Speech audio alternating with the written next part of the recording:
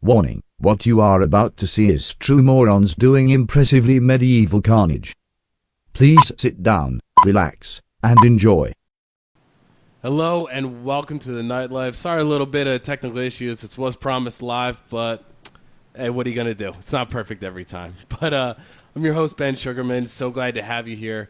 And in this beginning series of the Road to Belmonte, for those of you that are not in the know, let me bring you back up to speed here.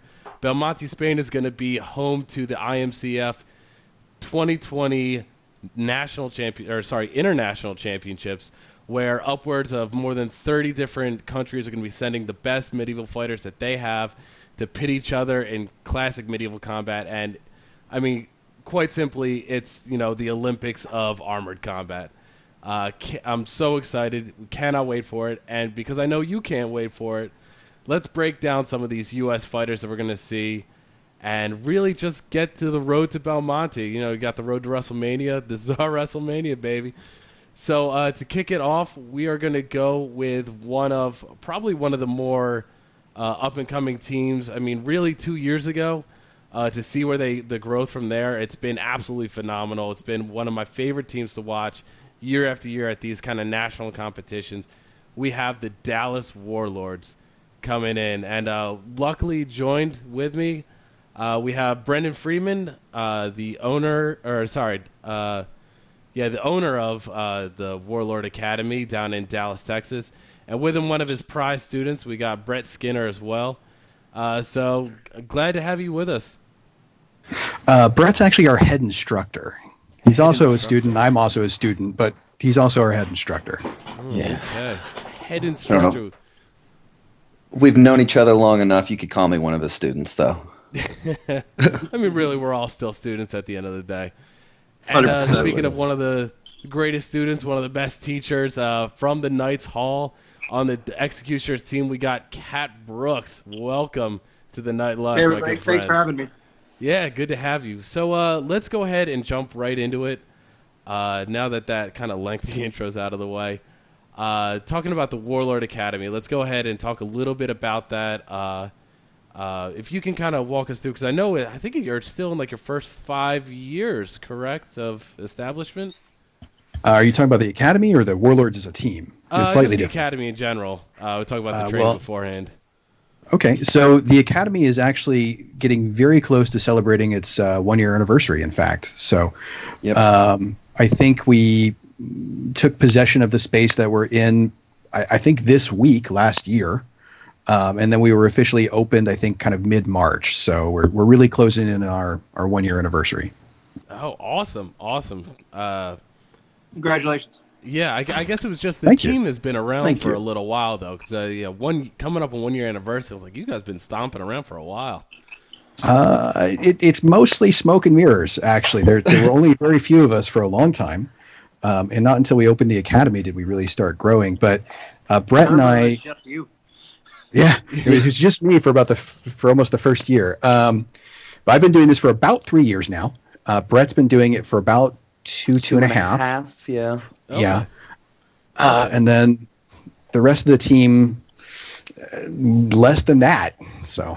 Right. Okay, awesome. And so what exactly is your because I mean you're one of probably maybe a handful of actual, dedicated armored combat spaces. Of course, Cat in the Knights Hall being like one of maybe a few more.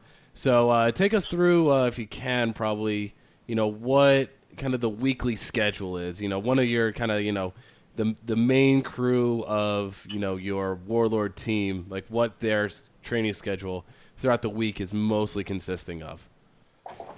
Well, it's a little bit different depending on how serious the people are. We've got, a range of people that participate. Some of them show up a couple times a month. Some of them are there almost every day. Brett this is his full-time job. So he's training, I think 7 days a week, to be honest. Correct. And then immediately followed by me, I've got like a day job, but I'm in there teaching classes and whatnot. So I'm in there 4 to 5 days a week. And then we've got sort of our A-team guys, like the guys that we took to Clemson with us, and they're in there probably 3 times a week on average, typically kind of Mondays, Thursdays, Saturdays. Okay. And then there's the next tier down, and they're just, once to twice a week. Gotcha. So talk me through, Brett, as you said, kind of the head instructor or kind of leading the training. What's your kind of process as far as thinking of things to train specific areas, different techniques? What's kind of your, if you're thinking, if you want to kind of walk us through, like, let's say for the Carolina Carnage, Right. like for maybe like a 3-month out plan, a 1-month out plan, and then kind of, break it down as far as, what kind of key areas you're looking to train as you get closer to an event. So, for one, we separate what skills we train dependent on the day, right? So we have each day we're training specific skills. Monday we're looking more at duels, singles fighting, but not also pro fights, night fights, and stuff like that can still help in melees. We still want people there, but we're looking more for at training, one-on-one skill, striking, punching, stuff like that. Tuesday, we push fitness and grappling. Wednesday, we mainly skip, but I do some one-on-one lessons on Wednesday.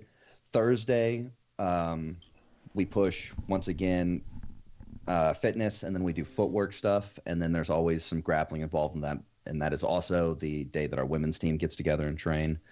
Friday is a functional strength class, but I think we're about to switch that over to more striking and kind of one-on-one work. And then Saturday's our big team practice where we try to armor up most of the time. So like the specific skills are very dependent on what days that we're doing things, because sometimes there are so many skills that go into this sport, it kind of feels awkward trying to just randomly pick one going into each class. So we really focus on an area each part of the day. Going into this and getting closer to a big event like this, one of the things that we push is a lot more in-kit practice. We might be doing like low striking, like maybe not going that hard. We might be using padded weapons, but when we know we're about to have a big tournament, we like to get a lot more kit time in so everyone is comfortable doing that.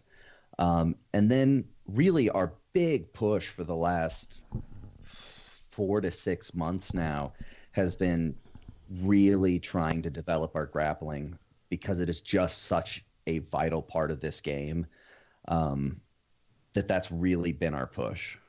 Gotcha. So we kind of went to Autumn Assault and got exposed to some of the HMB guys, and the HMB teams are much more grappling centric than the IMCF teams, probably because of the rail rules. Yes. And we're like, wow, we just got terribly out grappled. So let's work on that for the next forever. Yeah. Right. So, and I'm curious, when you mention grapple, which do you kind of implement the use of a rail, or do you kind of train them to grapple in the open when you're kind of doing the drills? So we do both. Okay. We do grappling in the list. We'll throw down mats, and we'll have everyone just start in the middle and just do free grappling, standing, and we're not really looking to go to the rails.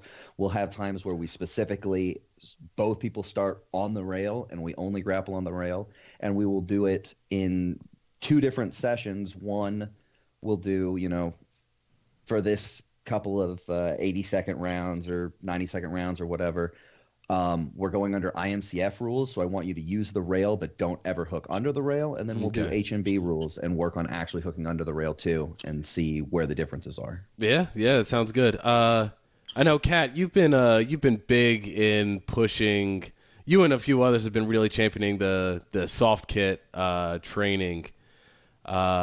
Just curious what you think of the training regimen as far as it's kind of been described, to kind of get your take on, what their training regimen is like. Yeah. As in my analysis of Warlord's training methods? Yeah. What? Yeah, just kind of getting your take on, first hearing like kind of the schedule of it, and kind of, thinking about how you guys at the hall train, and because for a lot of us, this is kind of really the first time we're hearing like a, we don't get the luxury of having a dojo. So, you know, hearing like the two different views would be kind of interesting. Yeah, I think that they have like a great schedule together. At the hall, we tend to do less armored practice. Most of our armored fighting happens in our chapter matches, which happen about twice a month.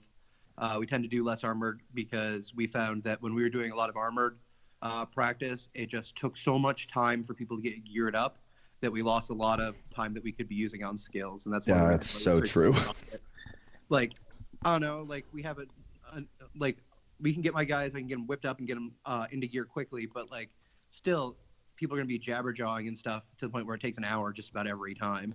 And if you do soft kit, that's basically an hour more of grappling or whatever skill set you're working that you could be doing. Right.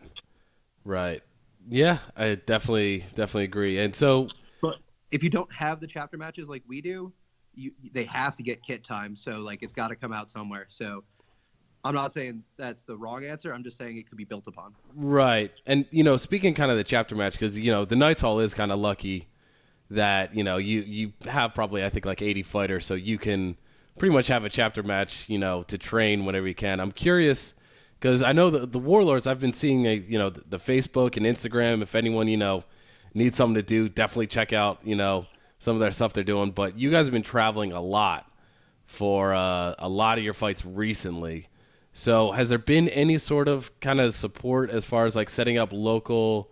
Because I remember seeing, I think it was Nightfall was a series you guys were Those starting. were awesome, by the way. I saw a bunch of your Nightfall videos. Those were super cool. Yeah. Oh, well, thank you. Yeah, so we do travel a lot.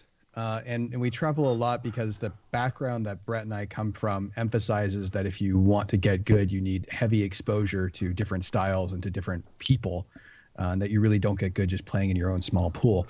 So it's not so much that we can't do stuff locally, because we've got enough people now that we can do 3s and 5s pretty much at will. Right. It's more about wanting to get our guys as much possible exposure to as many different things as possible. We do local stuff too. We don't do something as structured as chapter matches like the Knights Hall does, although we're really looking at that now because we've gotten big enough that it's becoming a hassle to organize. Right.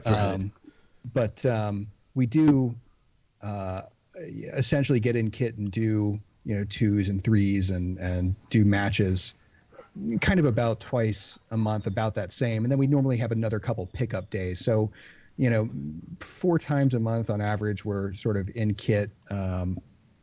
That's really good. Most of the time. Yeah, that's great. So what are your numbers up to now in your first year? Rounding out the first year, what's the number at now? So it's a little complicated. Because the Knights Hall is just armored combat, and that is really cool and that's awesome. But we're also just a fighting community. So, for instance, we also have HEMA guys doing historical, competitive HEMA fighting. Then we've also got a lightsaber league. I have been seeing that. I've seen pictures of that. I'm like very jealous. And there's been like a few nights where I've been kind of playing with the money. I'm like, can I get a saber? Looks like fun. It's pretty fun. You guys are a sword-based community center. It's pretty cool. Yeah, it is pretty cool. And it's not just swords. We actually just added a Sambo instructor, USA National Team Sambo instructor. Well then, there you go. So that's now an amazing addition for your armored combat team. Right. Yes, it's diversifying your bonds. Yeah, we encourage all of our guys to cross train. So like we've got armored guys that go out and do lightsaber, and we get a lot of them do Sambo now that's offered, and we try and stack these things. So we're like, look, go take all of these things. But I had someone come in yesterday, and they made the comment of, I was looking for some kind of competitive fighting thing with weapons, and everyone that I talk to comes here, no matter where I talk to them in the Metroplex. I'm like, yes, that's it. That's what we want. That was really cool. There you go. Pillar of the community. And I'm actually curious too. You mentioned you kind of put the emphasis to take classes. Is what and of course, if this is privileged information, feel free to tell me to go fuck myself. But like, do you kind of charge for is the armored combat one kind of subscription you buy into, and then you kind of pay for each class of maybe the lightsaber or the different ones, or is it kind of like a Warlord subscription, and then you could just kind of, if you show up for the class, you get it?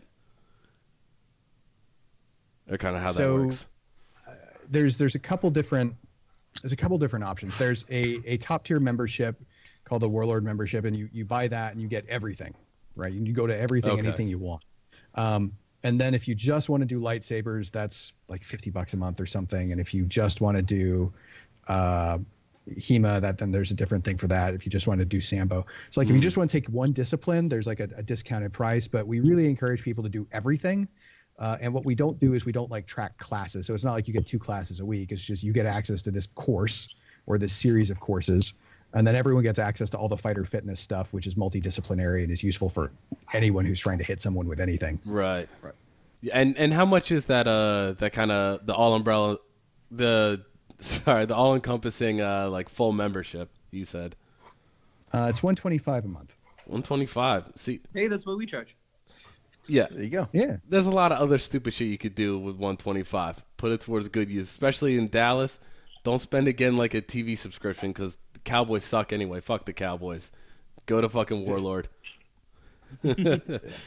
But now that I've got my shameless Eagles plug and fuck the Cowboys reference in there, let's go ahead and talk about Carolina Carnage, because that was you guys really impressed me there. It was a lot of good stuff that I saw.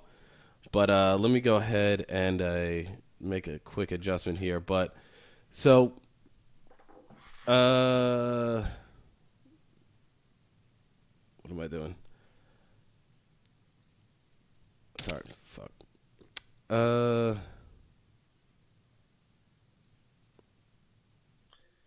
think we just got screenshot. Yeah, I think so. Trying to do the screen sharing I'm here. glad you got me with my eyes closed. Only the best for you, but there it is, share screen. Okay. There we go. All right, so now that we got that going, let's go ahead and take a look at some of the roster here for the Warlords. So if you can, we got 3 of our big hitters right here. We got Brennan, Brett, speaking currently, and Charles. So if you can, walk me through some of your the fight styles of you guys, and of course, if you don't want to talk yourself in the first person, Brett, please explain Brennan's. Brennan, please explain Brett's. We actually did a breakdown of all your fighters, by the way. Do you? Oh yeah, we did. Oh, that's fantastic. For the event and postmortem. Yeah. I'd love to hear it. We both would. Yeah, definitely. So Brennan's Brennan's very strong, very patient, and is very good in locking someone down in a slow, grueling grapple and winning it. The other thing that's great about him, he's extremely durable, and he's very good at protecting himself when he needs to. So if there is a person on the team that I want 2 people on, it's probably Brennan, because he's going to survive that match most of the time without taking much damage and can really give the team time to work. Okay. Funny thing is, we completely concur. Yeah. Yeah. That was our assessment on him: was don't get locked down by him. Try to keep him moving. Perfect. Right. And just curious, who kind of on the field is kind of calling most of the shots? Do you guys have kind of a designated, coach or captain, or really who's kind of making the calling the shots on the field? So Brennan makes most of the calls on strategy.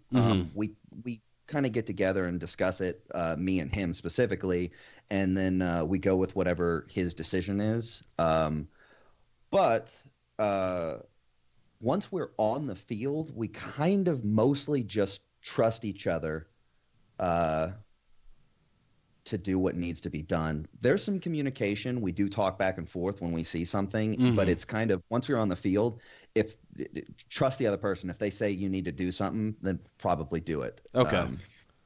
Yeah, I would say that I come up with sort of the general strategy or tactics that we're going to use for any particular match or tournament or against a particular team, but that's always as simple as possible and largely breaks down to identifying key threats and how to deal with them. And we try not to modify or deviate too much from whatever core strategy we're using, because that's really just asking for trouble. Right. So it's kind of a keep it simple, stupid sort of approach. And then once we're on the field, like Brett said, and we see kind of what's working or what's not, is very collaborative at that point. Like nominally I'm in charge, but practically speaking, it never comes up. Right. It's a situation of, hey, that didn't work, do this. And we work in teams, so it kind of works itself out. Right. You Yeah. guys were definitely doing a bunch of audibles in our match, communicating back and forth during our match for probably the first 20 seconds of it. Okay. Yeah. So let's go ahead now. Brennan, please tell me about Brett. So if we were playing WoW, Brett would be our DPS. Brett is really fantastic at getting takedowns in the first couple of seconds of a square off against someone. So he specializes in when people are closing. He's excellent at getting a quick pick on a leg or disrupting their balance or getting a quick strike and then tossing them very quickly to the ground without a prolonged grapple. He wants to try and avoid getting in those prolonged grapples because he's not really built for that. That's not really his strength, and it's not really where he's best utilized. So if and that's kind of why we work very well together. My goal is to run in, grab people, grapple them down, disrupt their structure, and break them down slowly, one person or two people or whatever. And it gives Brett opportunities to create little micro one-on-ones where he keeps getting to re-attempt that first initial couple of second takedown on people over and over. And then, he just picks them up really quickly, and then he sprints off and does it again on the next guy, and then sprints off and does it again on the next guy. Okay. And he's just very successful. And the stats from Clemson just, that was sort of our strategy, was to maximize his ability to do that. And the stats for Clemson really bore out that the strategy worked as a team, and that was largely reliant on his ability to make those things happen when given space to do it. Yeah, I'm going to be excited to see how it works on kind of an international stage. And moving on, rounding it out, we got Charles Harris. Always a fun one to watch. I always like hearing. I heard from a few people about like the guy with the long hair, like sticking out of the helms. It's always funny to see that. But I do like seeing Charles's technique when he's fighting. I do like his fight style. But how would you guys describe him if you're selling him out and trying to hype him up? Charles is a terrible danger to the ground. And he can really he hits the ground with such ferocity that it's really impressive to watch him raise a cloud of dust. No, we make fun of Charles a lot because for a long time he was very uncoordinated in armor. So he would do things like be very excited, run out, run across the ring, trip on his feet and fall before hitting anyone. But he's come a tremendous way, and now I think something that he's really got going for him, and something I can rely on him, is he's got an amazing initial burst in an engagement, and often he'll close with someone and have a massive burst of energy that turns into a flurry of strikes, either punches or axe blows, and that often overwhelms someone physically, kind of shuts them down, and then he gets them down. And the problem with that is it's not maintainable for the entire round. So we're still working on his pacing, but he's got a lot of good bones to build on. And we've been doing a lot of one-on-one practices with his grappling. His grappling's gotten so much better, and he's just athletically a fucking monster. He came up here and trained with us a little bit. He is an amazing athlete. That is straight out. I was very pissed off when he came for that night fight and he ended up getting injured. That was that sucked. Everyone was bummed about that. Yeah. Right. You see him in armor and you may not realize it, but the guy's 6'3", 250 and practically has a six-pack. Like, that's huge. Is he really 6'3"? Yeah. Oh, wow. Yeah, he's big. Yeah. He might even be 6'4". No, I think he's 6'3". Yeah. We don't make him feel too good. He'll be 6'3". Yeah. Yeah. So he's a monster, and the pace that he's getting better, I think by this time next year, people will have serious problems dealing with him. I think, especially if you put him through a night fight like curriculum, where you keep making him fight night fight type rounds, he'll definitely catch his stride on the whole pacing thing. Yeah, definitely. But yeah, before we make him feel too good, we want to let's go ahead and move on to the rest of the team here, because we still got plenty of heavy hitters here. So I was excited when putting this together and kind of watching the team to see some of these new names, because Charlie is someone that we've seen for a while. He's been kind of fighting. I think a few years now. He's definitely a name that people recognize. But I'm also curious to hear more about Courtney and Fred. Two names. I remember seeing some film of them, but really kind of a bit of confusion, seeing them and really for the first time at Carolina for me. So if you want to start with Charlie and talk a little bit about his fighting style, and then we'll go ahead and make our way down the list here. Sure. So Charlie is a honeypot, essentially. Charlie is very difficult to take down. He's very difficult to take down through strikes or through trips or anything like that. His main strength is in getting assists. The way that we track those is you were integral to someone going down, but you're not the person who really made that happen. And I think Charlie has consistently the highest assists on the team by far. Yeah, he very much is a setup guy. Yes. Yeah, and that's kind of what he does. He's also very reliable in terms of if you've got someone that you absolutely need to do a bunch of rounds back to back, Charlie can just sort of tough it out and just make it happen. Yeah, his gas tank is surprisingly good, and his reliability is in a lot of ways probably his best asset. Mm-hmm. So yeah, right. With a lot of people, if you put them in a varying field, right? If you start and you put them in a low skill field, they do very well. If you move into a high skill field, their performance drops off. But Charlie's performance is the same consistently across the board.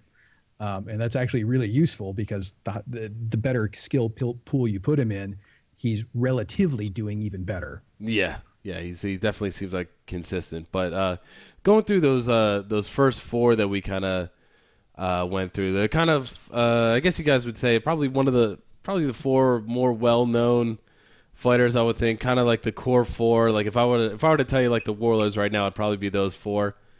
So I'm curious, Kat, from a kind of a because you guys said you were doing a lot of kind of this wargaming. I'm curious what, at least from there, or even a lot more of this rosters will go through, kind of what you were looking for as far as what I want to do as far as taking them down. We've heard a lot of guys are they're hard to take down. They could take hits. Oh, this guy's got a real kind of initial burst. So we'll be kind of, the wargaming as far as some of these people that we've already kind of met. Okay, so Charlie, a dude who's super steadfast like him, who could take hits, is good on his feet. But when we did our analysis and watched him, he didn't get a lot of takedowns, and he isn't super fast. So anybody like that, you just kind of avoid them till the end, and you catch them and mop up. That's how we'd handle them. Mm-hmm. For Charles, when he the plan was we kind of gave everyone the heads up, if he went at you hard, just kind of refuse a little bit, staying kind of at the edge of his range so he burns off that initial push, because as Brett said, he's got that initial flurry that he can do is pretty amazing, and some people just panic and fall over. Mm-hmm. So the idea was to try to draw that out is how we're going to deal with that. Brett, we were just don't grapple him. He's got slick stuff that we don't quite know about how to handle it. So try to keep you at arm's length kind of deal was how the plan for you. And back to Brent, it was we were just not going to get locked down by you. Try to run away when you came through. All right. Those are usually the best options for anyone who's really good at locking people down, because everyone who's good at locking people down it's just a time sink trying to escape or put them down. So just don't get caught in that situation. For Court, our idea was we said this on the field. You can hear it in the tape, I think. He just went so hard when he went out in the first round that our plan was to just let him burn himself out. Because anyone who's just doing those flurries, it just seems unsustainable. I haven't been able to find a fighter who can keep up at that level consistently through an entire match. Right. Yeah. So moving on to Court, why don't you tell us a little bit about him? Because correct me if I'm wrong, he's one of the newer faces, kind of within the Warlords. Yeah, absolutely. So I think he started with us. I guess he started with us before we got the academy. So he has to have been with us for close to a year. Really? Year and a half almost. Yeah. But he hasn't traveled much. Mm-hmm. And really, he's had a long journey and a pretty impressive journey from where he started. So something you got to know about this guy is he's 5'9", 265, 275, right, and bench presses over 500 pounds. He's a gorilla of a man. Well, Yeah. he's also dropped about 25 pounds. Oh, So he was closer to 300 when he joined up. Okay. Yeah. good on him. Damn. When we first got him in armor, I think his first time in armor, he made it about 15 seconds, and that was it. And every time in armor after that, we added about 5 more seconds on. There you go. And now here we are, and he's putting out rounds. We're able to put him on the team and trust that we can get him in for a full round or two when we need him. And he's doing fantastic. The guy's gonna keep slowly getting better, and he's gonna be great. But as I Kat love that said, improvement cycle. yeah, That's a pretty steep improvement every Yeah. time. That's awesome. yeah. As Kat said, though, man, does he burn energy fast, and that's the biggest thing we're trying to get him to slow down on, is how fast he burns that energy. But that flurry that he goes out there with is pretty terrifying. Yeah. Well, like you said, he's kind of I've never heard the he's still story in like that full first gun year, and that's kind of at least what I've seen. All the kind of the first year guys tend to they learn to keep it in reserve for a little, but that initial burnout, it's fucking quick. But another new name as well, Fred Stovall. He's a tall guy. What's he? He's got to be like 6'6", I think. Just looking at like some of the pictures, he's like towering over you guys. Yeah, he's a big dude. I think he's 6'5", 6'6". That sounds about right. Yeah. He's large enough that he can't chop off the rack for anything. Yeah. So I'm guessing he's one of these newer fighters too, as well. That probably in that first year, probably since showed up to Warlord and now is in that first year. Yeah, he dropped by. He was one of our first students after we opened the academy that sort of saw us on Facebook. Oh, really? There you go. Yeah, he's a Nightfall recruit, actually. He's like, oh, people hitting each other with swords. That's There a you thing. go. Showed up, watched, and then he went, oh, that looks real unsafe. I definitely want to be a part of that. Which is interesting because Fred's actually a corporate lawyer for a living. All right, then. He's like, yeah, that looks very litigious. I want to be part of that. Awesome. So you said he's kind of a bigger guy. Would you say he's probably one of those guys in those camp as well as he's going to grind you down, but just really let him. I'm trying to remember if he's the one that came out with a two-hander and was chopping. I'm trying to remember who exactly that was, but I don't remember specifically what he was wielding, and I should. But He was using a two-handed axe. okay. Yeah. Yeah, he's big. He's strong. He can land some good blows when he gets an opportunity, but he's still very new and still working on that sort of coordination in terms of the target selection and the what's the right action to take right now sort of a thing. And he's making progress all the time. So our goal for him is, hey, tie someone up, don't go down, wait until they screw up, take them down, because he's got the strength to capitalize on when people make mistakes. I mean, that's the way to do it. So let's go ahead and finish out the rest of this roster so we can have some fun watching some film. So moving into number 3 here, this is one of your mercs that was there. I forgot exactly where he came from, but John looked like he was doing some real work out there. John's amazing. Yeah. And we fight with John all the time, and he mercs with us all the time. And actually, since then, he's accepted membership in the Warlords. He's our only non-local member. We like him that much. There you go. Nice. And John refers to himself as a golden retriever with an axe. He likes to say he's constantly chasing that bouncing ball around the ring, and hitting wherever it lands, and that really does describe his style. He's always out there moving. He's incredibly athletic. He's probably the most athletic person on our team, and we've got some good athletes. Right. He's always doing work. Right. Yeah. And what region is he coming from? You mentioned he's not a local, but where is he out of? Minnesota. Okay, one of the Wyverns. Gotcha. But so rounding it out, we got Justin, who was actually doing singles. He was doing longsword, correct?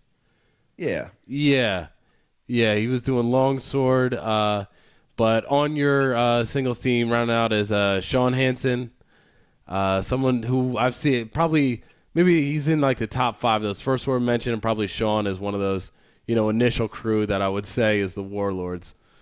Yeah, absolutely. He's been with us almost from the beginning, pretty close to from the beginning, and he's been making huge strides recently. It's been really awesome to see. For a long time, like you grapple with the guy, he's incredibly scrappy. He's possibly our most talented grappler, but he's 180 pounds. So, the way he's got to work things a lot differently. He was a wrestler in high school, so he's got a lot of wrestling in his background. But he came in just super driven to learn sword stuff and just wanted to hit people, have fun, get in there and fight. And he has been on the verge of being really good for a while. And the tournament before Clemson, like it seemed like it all clicked and he was on fire. I think he had the best stats on the team, and he was on our B team that tournament. Really? And he was just doing amazing. And so we were like, yeah, we want him in the middle as our flanker. And he had a phenomenal event at Clemson too. He's really looking solid. Yeah, I mean he definitely fits that kind of archetype of like the runner, and he like I remember even seeing some videos of like the head movement he had and like just his slipperiness. He's really one to watch out for, and I'm really excited to see him kind of get into his own, because I know you guys are slotted to be in the 16s with IP, right? If I'm remembering that right, yeah. So I'm very excited. It sounds like you guys. Especially, I think the 16s, Kat, I'm curious of your view on this too. The 16s feel like a really good fit for you guys, because you guys got a lot of kind of big guys that can kind of, hold their ground and, really kind of take some abuse in that 16s, where the guys, like Sean and, John and especially like Charles can, in that first wave of just confusion, before kind of everyone settles back on the rails, they're going to be exciting to see, like really make some moves along with IP. I think you guys kind of complement each other really well. I think that's fair. We bring a lot of strength and a lot of staying power, and they bring a lot of really good movement. So I think that's going to be very complementary. Mm-hmm. I think those teams are going to pair very well together. I think they're going to be able to take a lot of the 16s teams, especially because it seems like both of the commanders have a good head on their shoulders, so they're going to be able to maintain discipline, which is a big part of the 16s. I think they definitely have the toolkit they need to win that gold medal for that. So. Mm-hmm. All right. Well, it's been over a half hour, and I know everyone probably who sit through this. First off, I want to say thank you. And this leads me to my first sponsor. No one. I'm a broke-ass bitch. But anyway, we've had enough kind of talking. I think we're ready to see some film. You guys ready to see some film? Let's do it. Let's jump into this film. All right, it's about damn time. All right, so let's go ahead as I find my first marker here. Ignore me. So it looks like this first fight is going to be against Wheel of Pain. So I'm curious what your guys' what was kind of the thought process going into this, and kind of what was the planning as far as how to deal with Wheel of Pain? So actually, this is interesting because this is our first fight, and going through and wargaming out the situation based on the brackets and the pools, this was our most important fight of the tournament. This was make or break. If we won this, we were really pretty certain we were going to make it to the team for Spain, and if we lost it, we were pretty certain we weren't. So So we spent actually an inordinate amount of time trying to figure out how to play through this, exactly what we wanted to do. And ultimately, we determined that the primary things we needed to do here were make sure that Micah didn't get to play the field, because he's very dangerous if he's not accounted for, and he can run up behind people and check them or drop them with that two-handed axe strike. Yes. Especially if he can get behind people. So we're like, okay, well, we need all of our fighters to be functional. So we're not going to let that happen. And then the other thing that we wanted to do was make sure that we had Paul accounted for, because we don't want Paul running around and showing up in random places on the field and using that strength that he's got to unexpectedly put people down. So our teams were assigned to that. Each of our two-man teams were assigned to take one of those people out and isolate them as quickly as possible. And then from there, it was just sort of a mop-up operation. Okay, so pretty much you got your two people you want to contain. The rest of the guys just kind of make moves and kind of make it happen. So that's the general gist of your plan? Yeah. And we intentionally try and keep our plans simple. Yeah, it's the best for this. Yeah, and that's the ones that work. Absolutely. And that's more of a general thing. Like, we want to make sure that we're paying attention to those two people and not letting them get free. But that does not mean that we're going to send, two people on each one of them. We're not going to gun for them necessarily, right? We still have to handle our situation. If two people line up in front of us, we need to deal with those two people, but we want to make sure that we're paying attention to them and not letting them make a big play that could start the snowball. Those are two people. If you leave them alone, they're going to make a play. So let's go ahead and watch this first round and do a little kind of commentating as it's going on, just so if you guys, hopefully we're going to be releasing this as a podcast as well. So it looks like the two teams come up front, kind of meeting in the middle. We're going to go ahead, let this play out a little. So interestingly enough, we got Mike in the middle here, but it's going to be Andrew who goes for that Crossfield. Not exactly the person I'd have go for that Crossfield, but yeah, he's Andrew is one of those deceptively fast sprinters, but then he's gonna sit on the rail for about 40 seconds. So he's gonna go across, not really get a whole lot.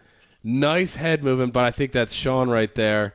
Looks like Andrew nearly flanks his own guy.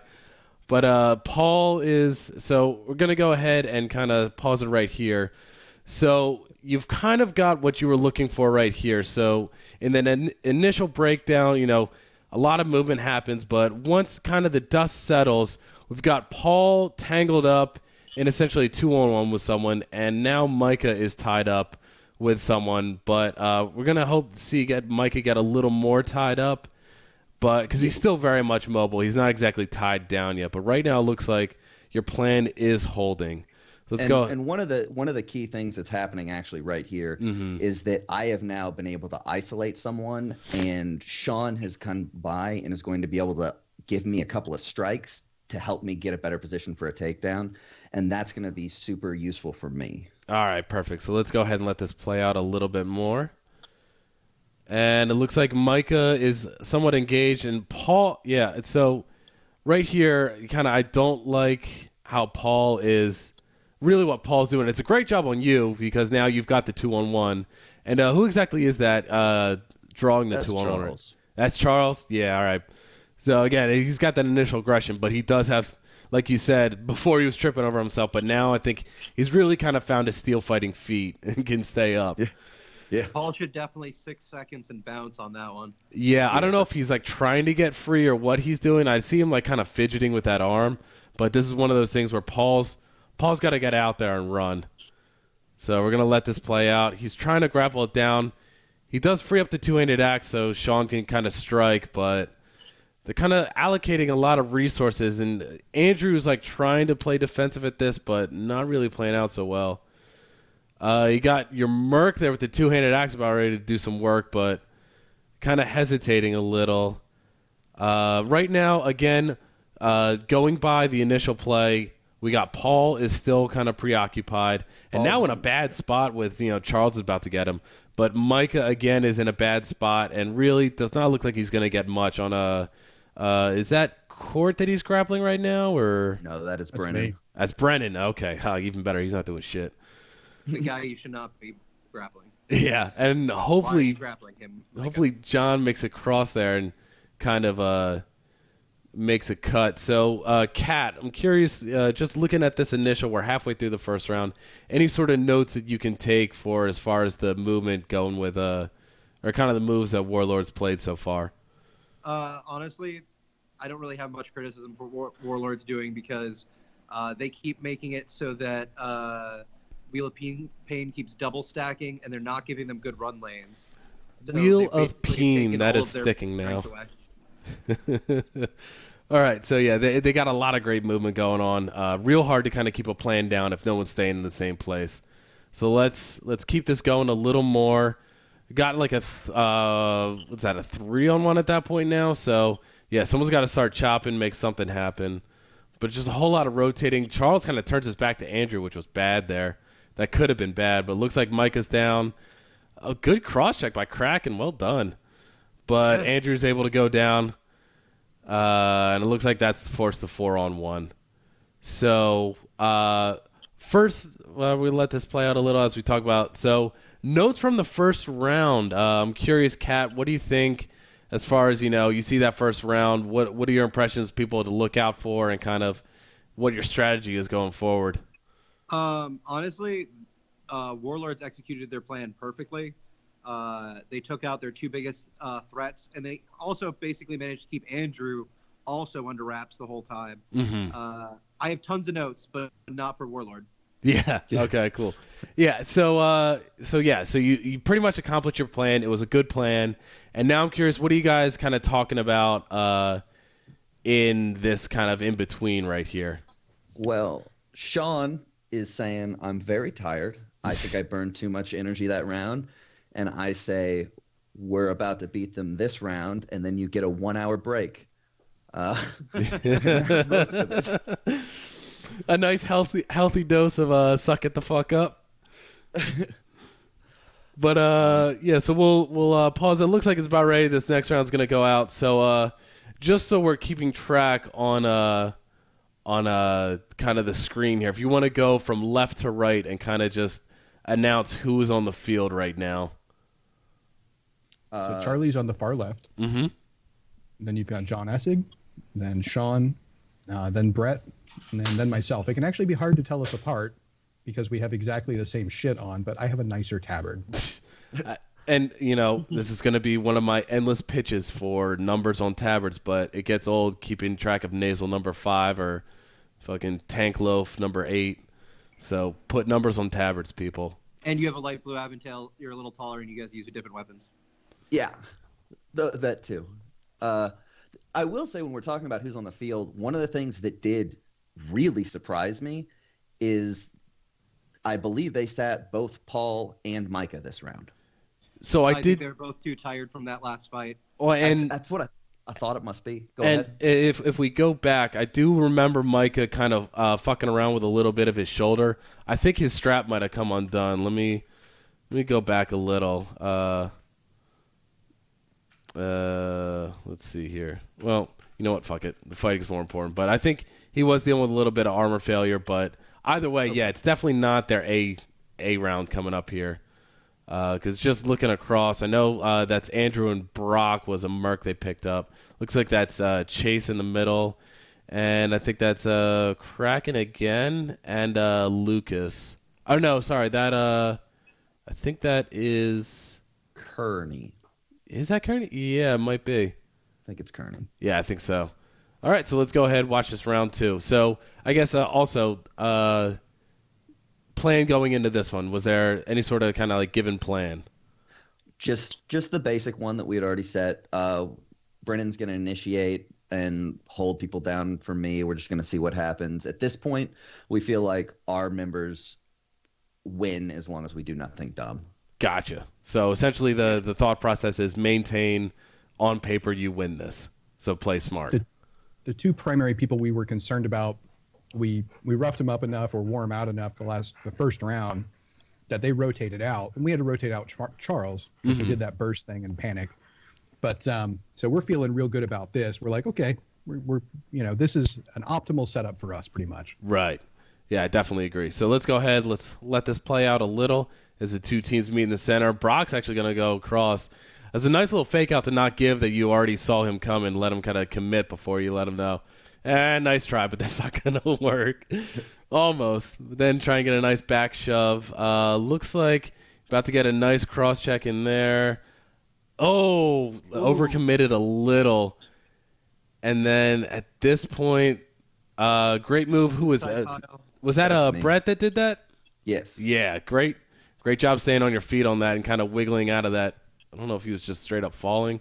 Was that Andrew? Yeah, I think so. Yeah, I think he just over-committed to trying to take me down, and when I didn't go down, he was already falling down. Yeah, basically. I mean, when you got that much mass coming at you, it's great when it hurts, but, once it starts moving, it doesn't stop. If you back up about 10, well, maybe 5 seconds, I want to show you something we did wrong. Okay. All right, so you see Charlie coming in here? Shit. I've got this guy Yes. pretty well controlled. Charlie's coming in and he's striking, but his weapon is like too small for that to be effective. And you're talking on the right-hand side here, this tie-up? Yes. Okay. Yeah, and then what's going to happen is Charlie's going to grab this person from the other direction and start pulling against me. Mm-hmm. And this is something that we specifically talked about and worked on, and we self-identified immediately after this round. Charlie was like, "I did the wrong thing." I'm like, "Yeah, well, we did." But something that we actively try and not do anymore is we don't try and 2-on-1 grapple anybody. Not really. We try and have one person strike or disrupt base while the other person grapples, and to exactly avoid this situation that you're going to see happen. Yeah, so we let this play out. Yeah. Yeah, I mean, Lucas kind of gets in the good position to kind of keep you both occupied, but... Right. I really should have given him to Charlie and then bounced if Charlie was going to grab him. Yeah. Your assessment is 100% spot on that one. We have calls that we've trained during our practices that we yell in that kind of situation. Yeah, I like it. We've been trying to work. We did a lot of work early on about like how are we going to grapple at the same time but do it in an effective way. And I think after a lot of time, we've just decided it's probably just not smart to almost ever do. I can't tell you how often I join my teammate, and the first thing that I do is I'm like once I get a good grip, I'm like, now leave. Like, I don't want you in this grapple anymore. Yeah, especially with, I think two of those guys were coming in with, one-handers. It's not like someone can set up while another punishes. It's just kind of like a weird thing. Or it's almost like, tag team wrestling. It's like, all right, now I got it. Go leave.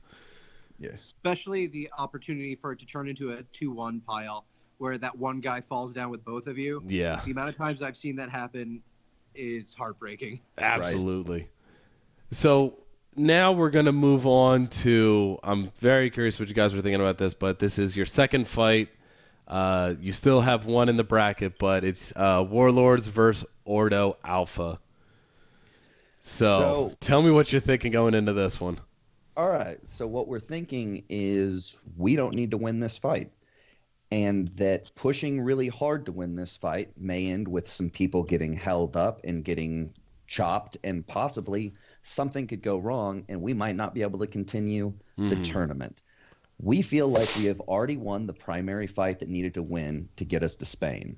Now, going into this fight, we wanted to make sure nothing dumb happened that would stop us from getting to Spain. As one of the members on the Swamp Foxes, how dare you? But we'll find out later. Well played. But again, he's completely correct. We made a tactical choice here to rotate in our alternates to give them field time, because we try and make sure everyone gets field time.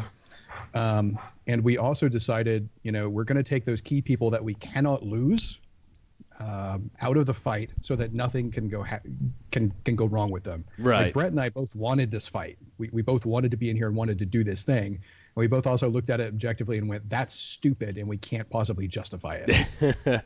I feel you. Those guys, they hurt.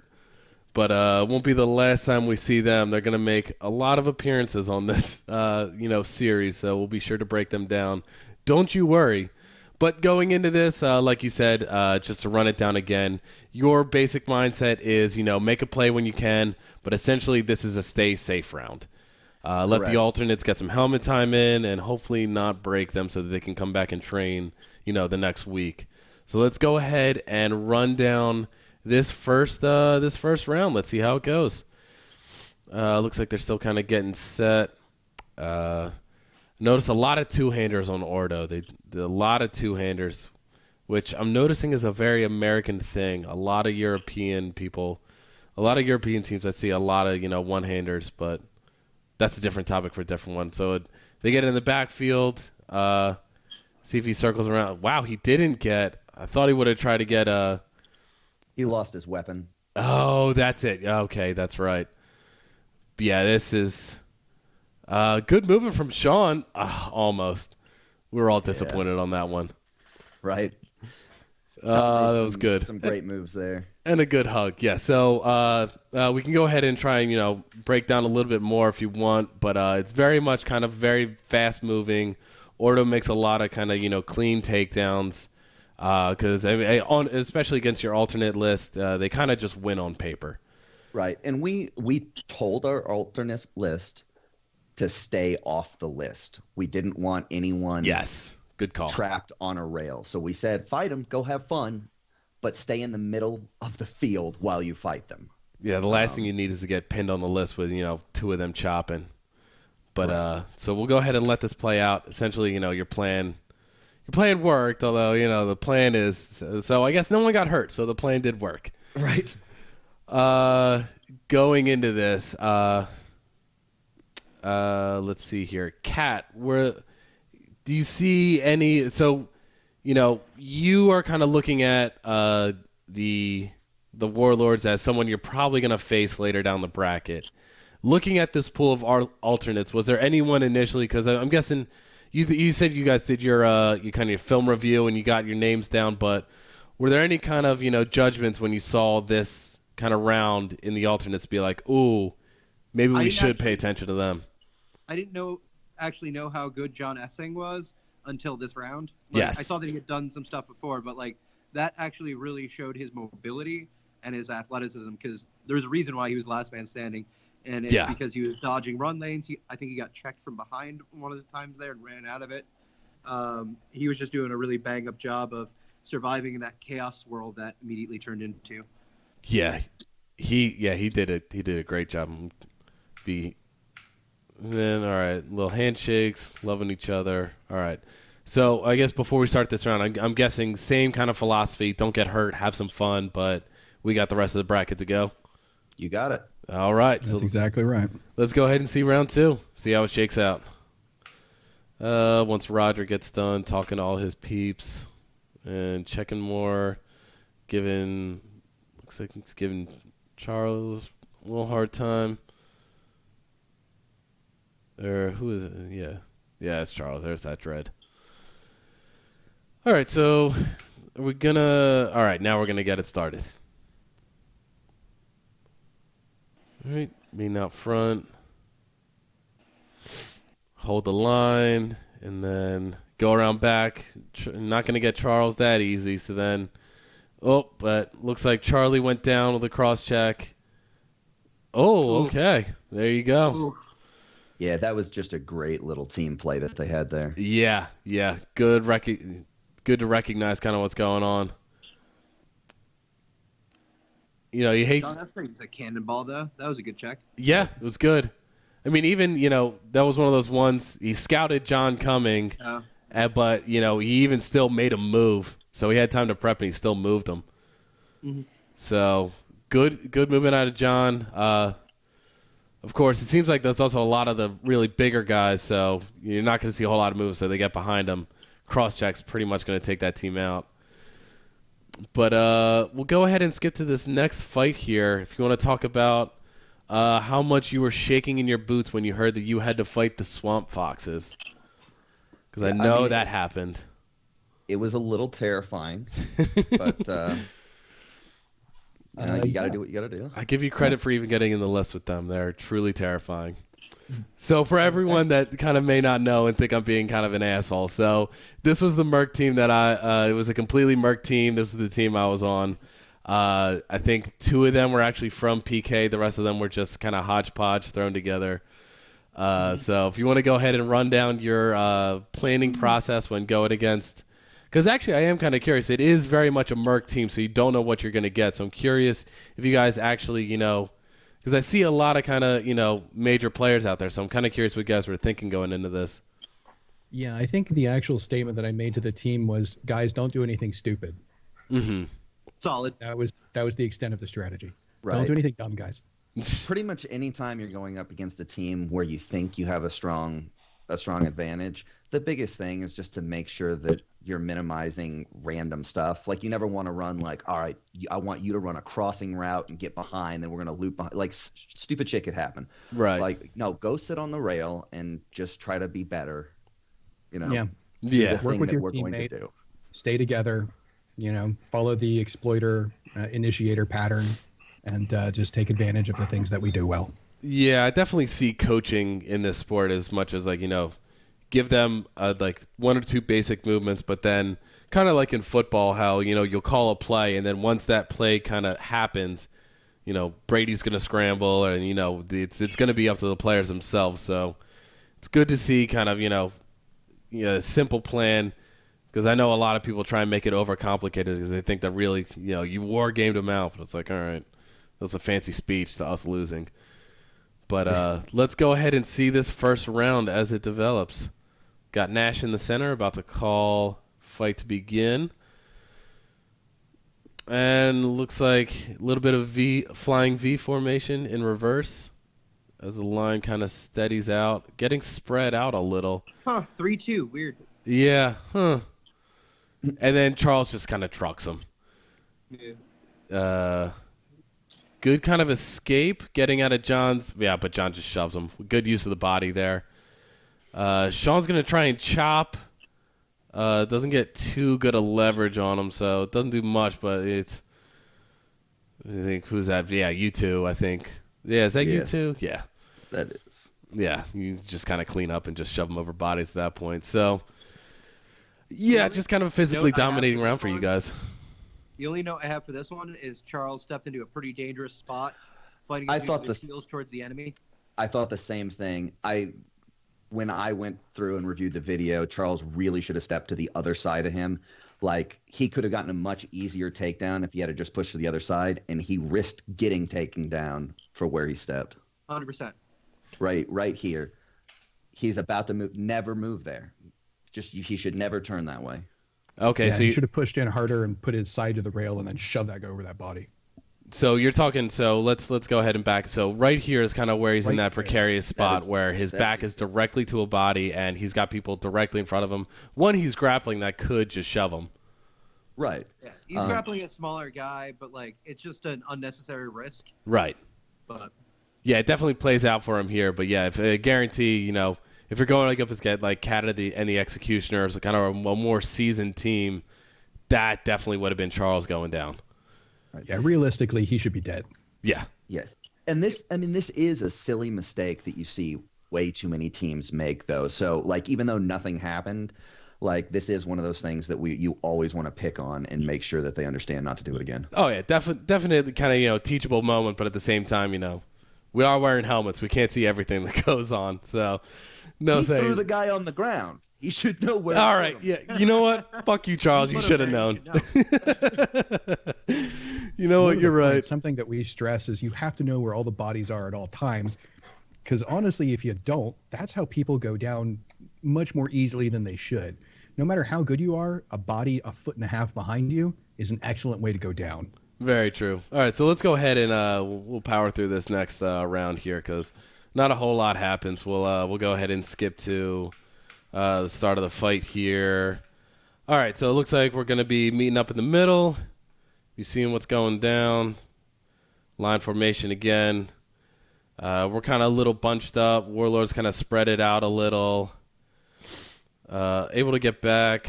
I don't know how I got between both of you, but kind of devolves a little. Everyone kind of found their... Charles should have checked and sort of swung on that one. Yeah, let's go ahead and wind that back a little. He's got a little bit of a grapple. He's got him down. Yeah. Before he gets into the grapple. All right, so we'll go ahead and back that up a little. Right. So we'll watch Charles coming right across here in the open field. Okay. He chooses to hit him instead of charging him over. Yes. Yeah, it was a little bit of stutter, but that was almost textbook for a blind cross check there. Mm-hmm. So at this point, it's 3-on-1. Yeah, he's down. And that's essentially it. Quick round. Not a whole lot to really take note of. So You guys did a bang up job. What's that? They did a bang up job mopping that up. Yeah. That was textbook. We know what we're gonna do, so we're just gonna do our plan. But Yeah, and their plan was don't fuck up, and they didn't. yeah, well done. Good on you. Oscar goes to Warlords. But let's go ahead and fast forward this. Warlords versus Sentinels. The Sentinels really kind of surprised me with how good their kind of under team was, because Derek's one of those guys that, as soon as he grapples, you're going down. Like, he is a scary grappler. But I'm very curious what your planning process was for the Sentinels. Yeah, don't grapple him. They locked me in a cage with him twice for 10 minutes. Which is still today one of my favorite night fights of all time. So this is actually interesting. When we gamed this out, we did not expect these people to be our opponent. Right. Honestly, me either. So by the time that we got this, we're like, well, Derek's big. Who are their other big guys? I guess we'll prioritize those guys and then mop up the others. It's literally what it came down to. Right. I mean, walking in, I'm pretty sure what I said to the team was like, watch out for Derek, then we should be good. That's pretty accurate. Angel's starting to get some takedowns, but Yes. other than that, yeah. Yeah, Angel is starting to get dangerous, but, I mean, Derek, and I don't want to discount anyone on there as well. I know, Morgan's one of those guys that it's nearly impossible to take him down unless you get him with a cross check. And they do have a lot of solid fighters, but, when you go into this upper bracket, it very much does become, Derek's going to try and carry the team, and then, Angel's making some moves, but it really is kind of get Derek down. Right. And a lot of times when we're game planning these, like, the teams that we're going against are, at this point, the fighters are all going to be solid. It's not like we're going to have some huge advantage, but my belief is, like, I have enough faith in my guys and trust my guys that as long as we don't let someone make a big play and roll us, we win. Yeah, very much. So let's go ahead and see if that plan takes shape. Let's go ahead and play this first round. So Is this the scene of your great betrayal of me? Brad? Yes, this is the one that goes where things go very wrong. Yeah. Thank you. And actually, let's run down the set list you got here from left to right, just so for everyone at home that finds their favorite fighter, they can go ahead and track their movements. All right. All the way on the left, Charles, then John Essig, then in the center, Sean, then it's me and Brennan on the rail on the right. Okay, perfect. So let's go ahead and Warlords versus Sentinels, round one, as they meet in the middle. A little bit of a standoff, kind of holding through, a little bit of action on the right. Kind of textbook on the right with what I'm supposed to be doing. I'm trying to give Brett opportunities here by kind of tying these people up. And this is perfect, except for right there. Thank you, Brett. Yes. Yeah. Thank you, Nash, I think. I snapped my sword. Yeah. So I'm also kind of curious. So this is going to be very good for when you're on the 16s. This is textbook what you're going to do. But the only thing I would caution, a one-hander, like we were talking about before, the 2-on-1 grapples with both of them as one-handers. I don't know. At least I would say, not exactly my recommended, but... I strongly believe that if you know how to swing a one-hander, you're in good shape. He's right, and hits on target is always a good idea. Yeah. When you hit, people's armor falls apart, or you hit that gap, or they just decided they don't want to be there anymore. Right. And what we were looking for here, which is pretty textbook for what we were doing the whole tournament, is I move forward, I initiate, I grab these two people, I create a 2-on-1 against myself, kind of ignore one person momentarily, lock another person down, which is exactly what you see happen. Brett then strikes them until either they focus on him and I can take them down, or if they don't focus on him, he then picks a leg and drops them, and then I immediately turn back to the other guy, or we cycle back and forth if that doesn't work. Right. Yeah. I'd say that's probably the mindset to have when you go in these 2-on-1s. Kind of just divert the focus. Whoever's not the focus, make the move. Exactly. The problem here is when he breaks his sword, I am now alone in the middle of a 2-on-1 at the most vulnerable part of this particular procedure. Oh, that's right. That is where he breaks his sword. Yeah. Yeah, I forgot about that. Yeah, that's not great. All right, so let's go ahead and play this again. Yeah. So now Derek comes in, and good escape from Derek. That's not exactly easy to now do. You're going to see me scream at my teammate repeatedly. Yeah. So now looking at this, Derek now is still like essentially tied up. He's still kind of, able to grapple, but he is essentially removed. And I think he's with you now, Brett. No, he's with Brennan right now, right? Or who's no, Brennan got taken down by the two people. He is with Charles and Sean. Okay. So I get my weapon, and then I immediately just leave them because the way they're piled up, I just assume I'll probably be able to make more impact somewhere else. Okay, Good yeah. choice. Also, good job on Sean locking him into the corner there. The way that Derek does takedowns, he needs room. So Yes. I don't know if you knew that, but he's doing a great job there. Yeah. Yeah, Derek very much is that open field grappler. So, I mean, he's fucking scared grappler anywhere. But we're going to keep this rolling. Nice little shove off there. Try and kick him in the dick or something, I guess. But John's just going to go ham in the corner there with a 2-on-1. And then Charles gets a chop down. Yeah, chops him down. Derek is still on the field, so that was kind of a little precarious. Sean just kind of turns his back to Derek right there. Yeah, that was weird. Yeah. I mean, he turned around, so luckily that didn't affect him too much. But then, Derek's kind of in a bad spot where he can just get chopped. He's got one support guy there. And then this sucks to happen, but we're going to see it with Derek in a moment. But I think John's going to be the one. Yeah, right there. Yep. Yep. Yeah, sheared the rivet or the buckle right off the helmet. The visor popped up. That's good. why hits on target are so good. Yep. Shit just falls off people if you just keep getting hits on target. Good aggression on him too. It was very like kind of explosive power with that pull.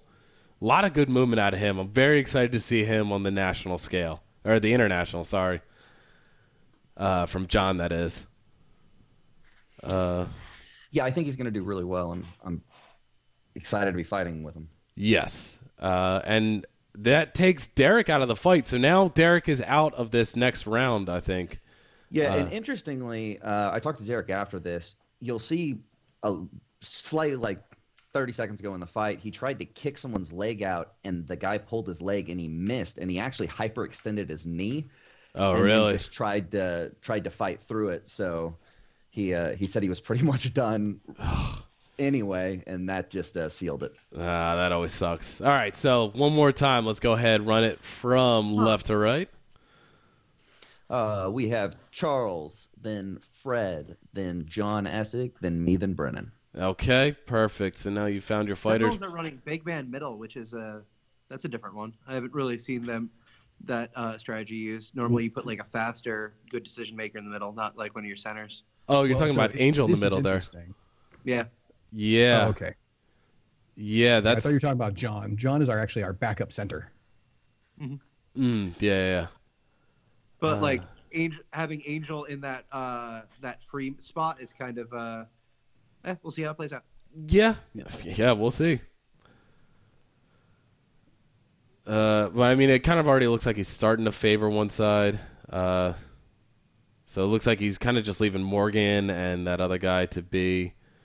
But yeah, great hit, Brett. Oh, and then Morgan goes down. Good job, Brett. Just kind of take this round. And then good heel kind of heel plant into a throw. Everything kind of went right in this round for me. Yeah. Like the first hit was, Brennan doing his thing. Yeah. Basically, the guy came in, threw an axe shot real hard at Brennan. Brennan blocked it, and I was like, man, if he commits that hard again, I bet I can catch him before he can recover. There you go. So I just waited for him to try to axe Brennan again, caught him right. Then I was in the backfield. Angel was the only one who knew I was there and could stop me. John Essig moved up to to act like he was going to hit Angel, so Angel had to look at him, which left me free to go take the other line out from behind. So, and that's a pretty key concept, is that Brett is not required, expected, or wanted to support me unless I'm about to take someone down and he's helping with distract with strikes, and essentially we're a 2-on-1 at that point. Right. My job is to get hit. Yeah. And specifically, once he took that other guy down and then bolted, he was actually better off bolting than attempting to assist me get that guy down, because I'm going to get that guy down eventually. Right. It's not something we have to worry about. He's going to be better off taking other guys down who aren't looking.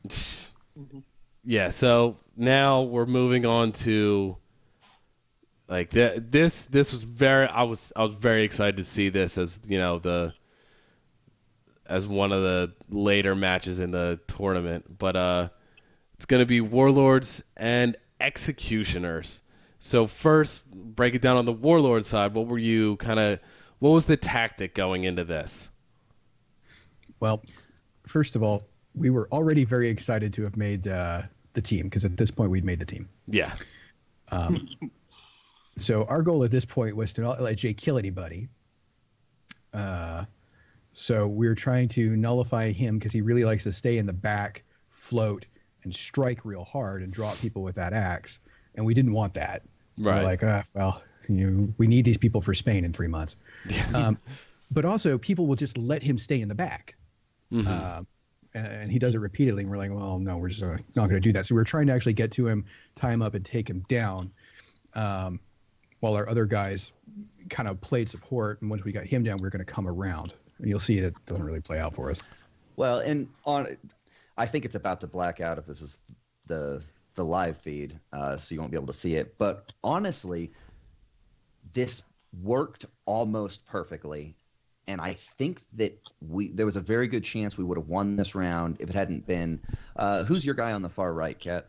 My guy on the far right, that would be Chuck. He's one of our new guys. Chuck. Okay. So I got a one-on-one opportunity with him, which was like real big for that's perfectly what we wanted. And before anyone else got down, I got a quick push and trip on him.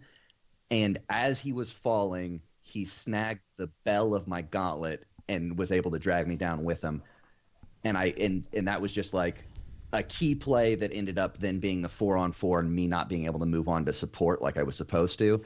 Had he have not caught that, then I would have moved immediately to support Brennan with Kat and Jay in the 5-on-4, and I think things would have gone a lot better. That's always a shame. Likely, yeah. All right, so let's go ahead. Well, actually, let's do this the opposite. Now that we have Kat in the fight, so Kat, what was kind of the game plan for you guys going against the Warlords? One of our plans was it's kind of a running play that we have, that if one of the lockdown people grabs onto my dad, Jay, it's my job to go free him up. And the other thing we were trying to do was to have Chuck neutralize Brett, or try to just keep him out of the play. We weren't able to keep him out of the fight altogether, but that was the play, was if we could keep my dad free and me free and neutralize you, that we'd probably have this. And that's interesting, because essentially I knew that if I grabbed Jay, you were going to come support, and I was perfectly okay with that, and so were you. Like, we were both like, we think our plan's going to work, despite the fact that it's exactly what we want the other people to do. Let's just see what happens. Yeah. All right, so let's go ahead and see how it happens, hopefully. Is this the one that blacks out? So there's a video that one of the Warlords put up that is a shaky cell phone video that's from one side and then the next round's on the other, and you have pretty decent vision of it. Yeah, let's see if it holds. We'll see how far we get in this. It was a healthy show of respect, seeing who's going to make the first move. Brennan getting pretty ballsy, just kind of taunting him. That's my job. Yep. Starting the initial grapple, and everyone, very Executioner style to kind of just wait there and not really do a whole lot at first. Yep, and then it blacks out. Yeah, so Brandon picked up, I couldn't really help till Brandon picked up Sean. Mm-hmm. Because I didn't want to open that run lane. So say if one of you guys as soon have as the Brandon picked up Sean, I went and helped. yeah, if one of you guys I have let me the give- link to it, I can go ahead and throw it up, and then I could just cut to it. I'm gonna see if I can find it real quick. Sorry. Mm. what is our Brennan? What's our Yep. Google So the let's- Google Drive Google thing? Drive? Hang on. It's got all of our videos because it's on there. Yeah. Yes. Looks like it cut out a lot of it. Yeah. Yeah, it cuts out to the second round, Yep. like no, halfway through the. Yep. Yeah, it looks like that's the second round there. So yeah, if you have that video, It comes back on for the second half of the So, second match. let's actually I do pasted this. in the chat there. I think you should be able to hit that.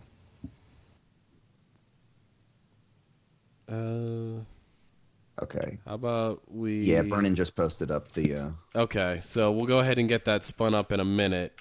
Instead, Google let's Drive. go ahead. We'll circle back to that, and let's go ahead and watch this. Essentially, this is now your 16s right here, doing a little friendly competition between each other. So I'm curious what if there was any before Carolina, if there was any planning for that, or if this was purely kind of a on the like that day kind of assessing and picking apart who you're going to try and target and kind of what the this is planning was. interesting because we had fought the important parts of this team previously in November, being Colin and Creedican and some of these other guys who are on this field now. So we actually had a good feel for, kind of what we needed to do. There was a question about whether or not we could do that, but we had what I think was a good strategy, which is, I'm going to come in and try and get into a 2-on-1 while neutralizing Colin. And that's kind of the play that I'm trying to make here. And we're trying to set up opportunities for Brett to play against, people that aren't Colin, ideally Creedican, if he can get that, because Creedican running around in the backfield, much like Micah, is sort of a non-starter for our concussion-free lifestyle. Okay. That's sounds like a decent enough plan going into it. So let's go ahead and check it out. And I did request access at Google Drive, so whenever you get a minute, we'll go ahead and get that spun up. But I probably should do this. Technical difficulties are great. All right, let's get this started. All right, going across, and now that we got everyone on screen, let's go ahead, run it down from left to right, find your favorite fighter, and place your bets. That is Charles all the way on the left. Then you've got John Essig, Sean in the middle, me on the right, and the far right, Brennan. Okay, and this is important too. This is the battle for third place. So at this point, you've cemented your spot in the top four. Correct. So this is now kind of just for placement, and essentially, did you guys know at this point that you would be teammates with IP? Did you guys talk before this fight? No, not really. Okay. All right, so let's go ahead and play it out. So Brennan right now is just going to attract some hate, trying to get that 2-on-1, just start up. He's just going to pick a fight. Looks like Brett is also going to be trying to support him how he can. Good little no-looker there with the one-hander. Good try for a throw. Sean gets a nice penetration. Almost gets it. He almost got that. Almost gets a nice little kick there to Sam. But looks like you get one from IP down, so you've got the numbers right now. See if you hold it. So we have this is one of the Brennan and I had a real clean teamwork this event, but this is one of the times we screw up. So right here, we're both grappling that person, and this is mainly my fault. And that's I really Colin, didn't. I didn't realize how many people were stacked up on the other side. So I call for Brennan to let go of him here and clear out because I felt like I had a good chance to throw. Well, what I didn't realize is that Brennan had his head locked down entirely by the time that I had gotten into position. Right. And he was very much not in a position where he could let go and leave, especially with the other two stacked on the other side. So you'll see me clear out after about a second of this, but this is wasted time that just should, this was Right. a screw up on my part. Yeah, one of those hindsight 2020 moments. But let's go ahead and play this out a little. Sean gets a nice one, Sam actually goes down on that. But so does Sean. Unlucky. Yep. But then John gets taken down. Oh, yeah, you just got cracked on that one. Yeah, that was really hard hit. But look, he went down with you, so you got cracked, but it was kind of an even trade. So on this, you're assessing what you should kind of go for, but essentially leave your back open to the field. So looks like that was not the best right there. Yeah.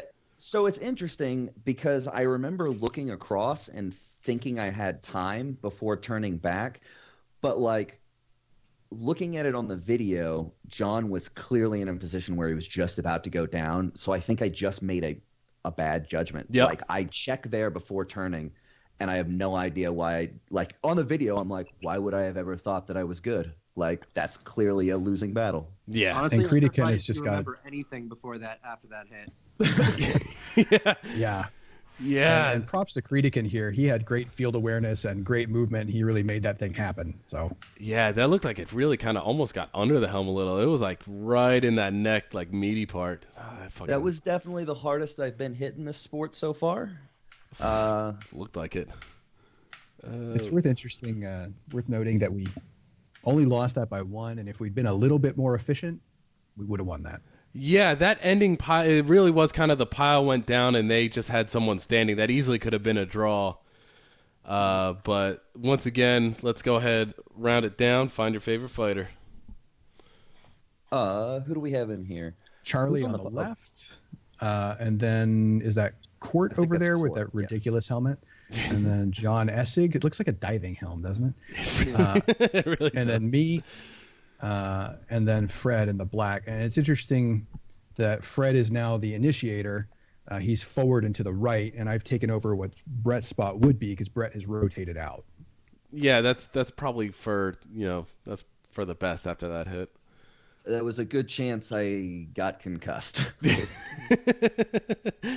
All right, so this is actually going to be good practice for what's his face? Sorry, the guy on the right, John. Fred. Fred. Sorry, yeah. Fred. So I'm thinking Fred probably could be another one of your kind of control men if Brennan, gets a little injured. So I'm going to be curious to see how he does on this, setting that edge. So we see a lot of going on the left. Charlie really wants to get in there and fight, but no.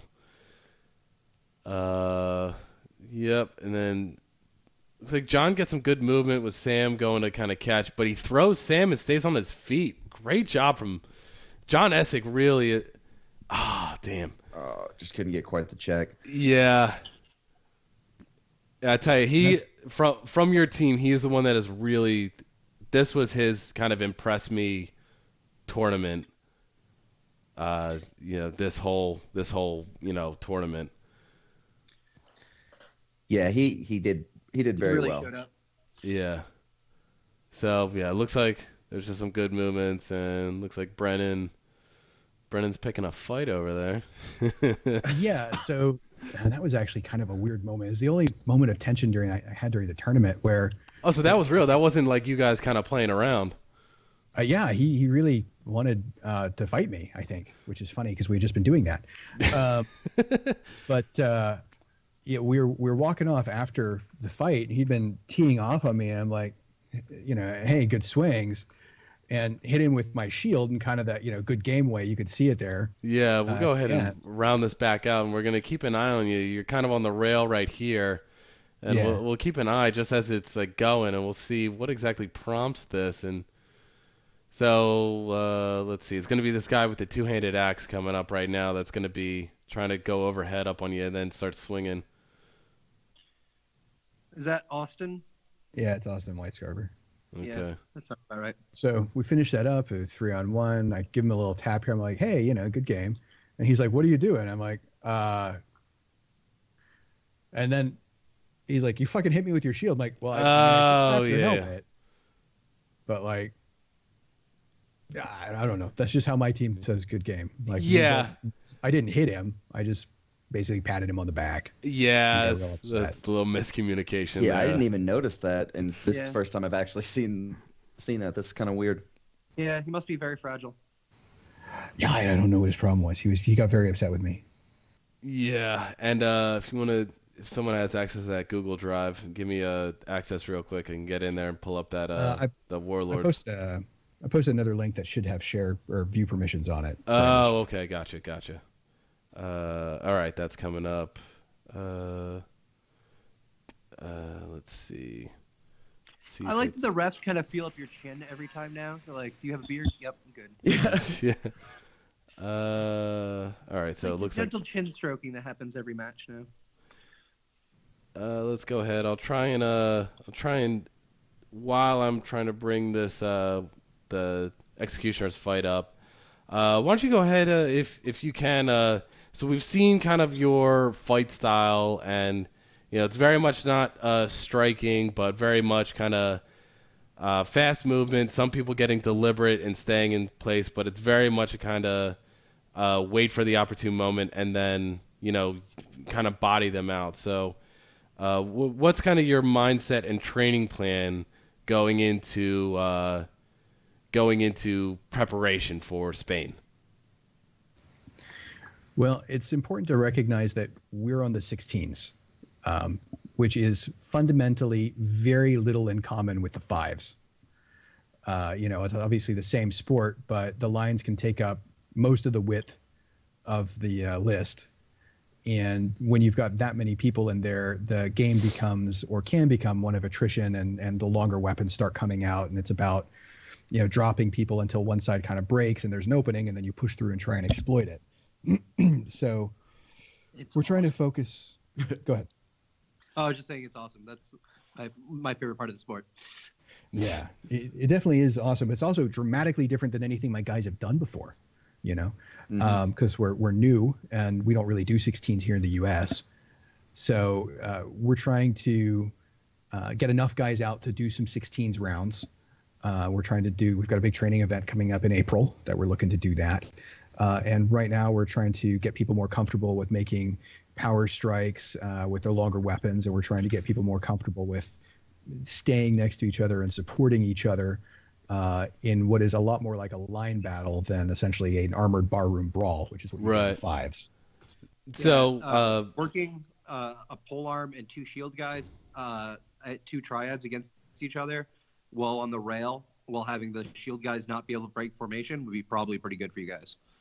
Yeah, I was going to say, Kat, you've been working a lot with Ringo to kind of develop a training plan and a little bit of like a mobile, kind of, I don't want to say like traveling circus, but like you've been kind of working on it like a package to help train some of these teams coming out. So if you were to kind of like give some advice and like give some, as someone who's been to, I think you've been to 4 or 5 international tournaments now.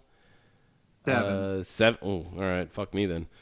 But what would be some of like the key things, especially in this 3-month time period, to like kind of stay fresh, but at the same time get the maximum training in?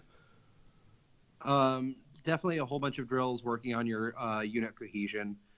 We see a lot of the 16s every time I've done it. A lot of teams lose because they lose discipline, and everyone just wants to run in there and get the fight on. And the years that we've won, we've definitely won because of our discipline. So, like, just keeping the hits on target, keeping your polearm swinging without breaking formation will definitely win you this fight. So anything, any training regiment that builds your polearm's ability to swing continually and find good targets, and at the same time teaches your rail guys not to break formation or just take unnecessary hits would be excellent. Awesome. But looks like we do have finally some reliable footage of that first round against the Executioner. So like you said, your initial strategy was to just tie up with Jay and kind of allocate all your resources, get Jay down early, and kind of do the planning for, tying Jay up so that you can... We're not looking to get him down early. We're just trying to make sure that he can't move out and work. Right. The hope here is that, especially once Once Cat pulls to help Jay, I have a one-on-one that I should win. And if I can get that done quick, then I move to help. And then at that point, we're looking at a good chance of eliminating Jay. Gotcha. All right, so let's go ahead and watch this first round now that we have it. Oh, that's not... okay, there we go. All right, let's go ahead and see this play out. So, it looks like we're... Oh, damn it, it's the same video. I was hoping because my points suffered because of this round. So. All right. And cue Sean making a nice little dance. There you go. Perfect. All right. So, everyone's staying calm, and then this is where Brennan, I think, is going to go in there and just say, fuck you, Jay. We're fighting. I actually messed up here, and I should have checked him on his way in and run interference, but I was waiting for it. You could see me kind of looking over it. You're like, come on, Cat, charge me. And then you just didn't. I'm like, okay, whatever. You're going to see the second he leaves, I move in on Chuck because that's part of the plan. I get my trip, and then he hooks the bell of my gauntlet there. Yeah, Good job, Chuck. That sucks. Yeah. Situation where I'm grappling these people, but with no support, it's going to be a losing battle over time. Yeah. Such a beautiful flip by Sean. Yeah. Good heads-up move by Jay. But then Cat's coming down to, Yeah, so looks like it's one of those. There was a lot of good movement on there. We can go ahead and rewind this a little, and not that much. So yeah, it was kind of a trend that I noticed the whole time with the executioners. It was very cautious. I was expecting kind of a lot more chops, but Brendan was able to kind of get a lot of time with Jay there, kind of uninterrupted. Oh, they did hit me quite a lot. Yeah. See, right there. Those were not comfortable. Yeah, but even... Yeah, it's me hitting you, so it's not as bad as him. Yeah, that's why I grabbed him, not you. But it still was very uncomfortable. I don't even wear a gambison these days. And I'm trying... Oh, shit. Trying to see who's that. That's probably Ross, Brandon, and someone on the 2-on-1 on John over there, I that's think. Brian and Brandon on the 2-on-1. Yeah, Brian, yeah. Yeah, and then Charles, I guess, is tying up with someone on the side there. I don't know. I believe he's tied up with Durante. Oh, and then I guess Durante probably took him down for... Oh, no, that's the 3-on-1 no, there. He gotcha, stays up. Yeah. Okay, so it looks like that's the first round there. Let's go ahead and see. I think this next one should be the second round. Yep. Here we Push go. the other side. And Brennan is out this round. He had his shield snapped in half, and our gear was with the executioners because we switched sides. Yeah, it's the first time you're on this side. Yeah, so I couldn't get to my backup in time. Charles almost gets a nice throw, but yeah, it's on Durante right there, and it's hard. He's not going to fall for those throws too easily. Looks like Greg is going to try and circle around, sees that he's caught out, and then a little bit of a stalemate again. But it looks like who is that? That was Cat. Who is that? Brandon. What's that? Oh, with me, that is. He got the takedown Brandon, on the. and Andy's got the takedown on Court. And that's Court. Yeah, go ahead. Yeah. Yeah, basically, I told Andy as soon as I watched Court run at him, I can immediately hear Court grunting. That I was like, just let this happen as long as possible. I just need to let this fight happen. Yeah. So that we end up with a 4-on-5. By the way, could you hear me talking to you, Kat, during that time? Oh, yeah. Okay.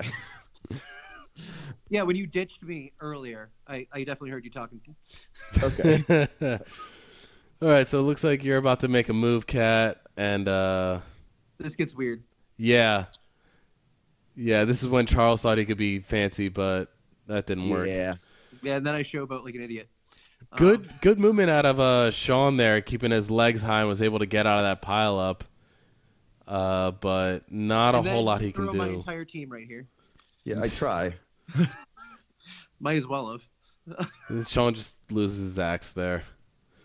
See, you dump Brandon, then you dump Andy, but you go down with Andy, unfortunately. Yeah.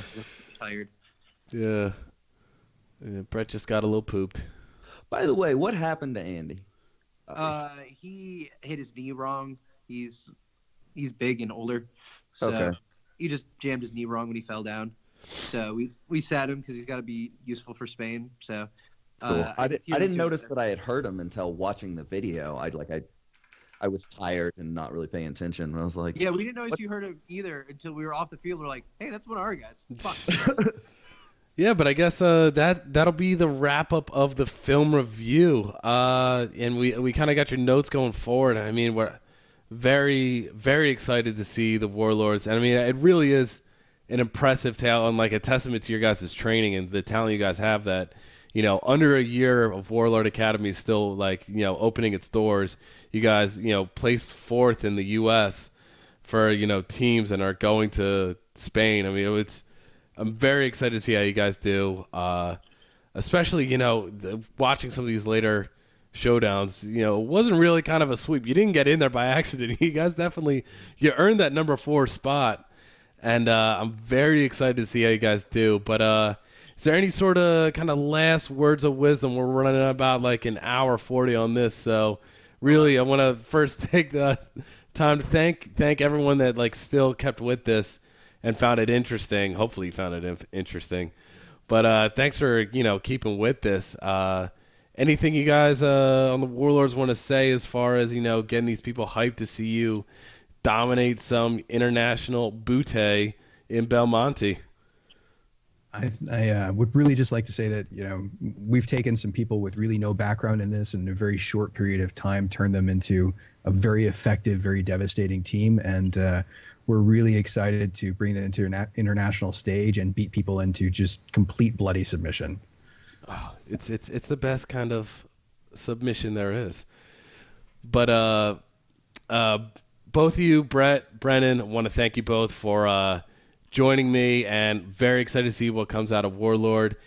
Kat, I know I'm very excited. I'm going to be seeing you at the end of the month for a training event that you're putting on in southern, or not southern DC, but like in the North Virginia, the Nova area. If you want to kind of give us a rundown on. Academy. Yep, at Ironhide Academy with Josh Kearney, one of the guys you saw on the Wheel of Peen, as you called it, inadvertently at one time, Kat. So can you give us a rundown of what you're going to be doing at the class and kind of what we can look forward to seeing? Mostly, Ringo's going to be doing a bunch of his escape stuff, teaching people his escape artist things. I'm going to teach them striking. And the other thing is we're going to teach people how to do soft kit safely and effectively, which our soft kit method, we are able to get a lot of fights in with very little injuries out of it. So it's been working pretty well for us. And where do you purchase most of your soft kit stuff? Is that available on the Knights Hall website? No, it is not. Fuck, trying to get you some money. We get most of our stuff from Soft Warrior right now. Okay. Which is out of Ukraine, Sparta Soft Warrior.